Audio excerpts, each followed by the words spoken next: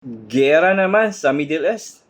Crisis na naman. Mga kanegosyo, pakinggan nyo to. Apektado ba ng giyera ang negosyo mo kahit wala ka namang kinalaman dito? Sa negosyo, lahat ng nangyayari sa mundo, may connection yan sa negosyo mo. Kapag may crisis, giyera o kalamidad, may direktang epekto yan sa negosyo mo.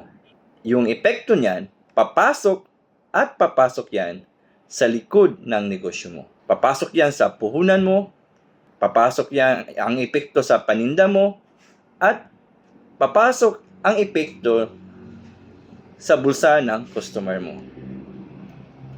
Kapag nangyari yon, maramdaman mo agad sa negosyo mo. Una, maramdaman mo sa presyo. Yung dating kaya mong bilhin, biglang mahal na, no? Yung gasolina tumataas at saka yung pamasahe tumataas. Yung delivery ng supplier tumataas.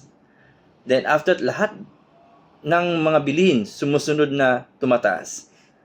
Kahit maliit ka lang, no? Sari-sari store ba o online seller or food business, tatamaan ka talaga ng crisis.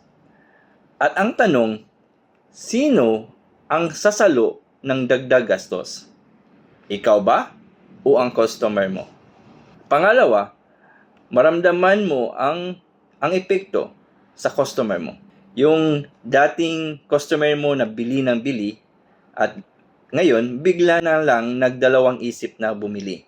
Hindi dahil ayaw nila sa iyo o ayaw nila sa produkto mo o serbisyo, kundi dahil kailangan nilang magtipid.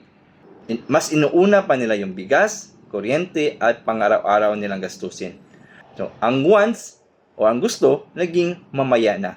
Kaya, yung paninda mo or yung serbisyo mo na dating mabilis maubos, ngayon, tumatagal na sa estante. Pangatlong epekto na maramdaman ng mga kanegosyo ay yung cash flow nila. Dati, malakas yung benta mo, pero ngayon, mabagal na. Dati, may kita ka, pero dahil tuloy-tuloy ang gastos, nawala na yung kita. Doon ka maiipit. Yung pakiramdam na araw-araw kang pagod, pero wala kang naipon. Parang lagi kang kulang. Dito, nadadapa o nafe-feel ang mga maliliit na mga negosyante. Hindi dahil sila ay tamad, hindi dahil sila ay walang diskarte, kundi dahil huli na silang gumalaw.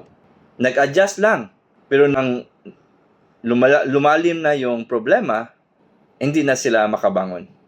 Kaya tandaan mo to kanegosyo. Ang negosyanteng tumatagal, hindi naghihintay ng crisis. Naghahanda siya. Handa ka bang mag-ayos o magtaas ng presyo bago ka malugi? Handa ka bang magbawas ng gastos kahit masakit? O handa ka bang baguhin ang paninda mo para maging mas essential? O handa ka bang bantayan ang bawat galaw ng pera mo? Ngayon, tanungin mo ang sarili mo, handa ka ba? Handa ka ba?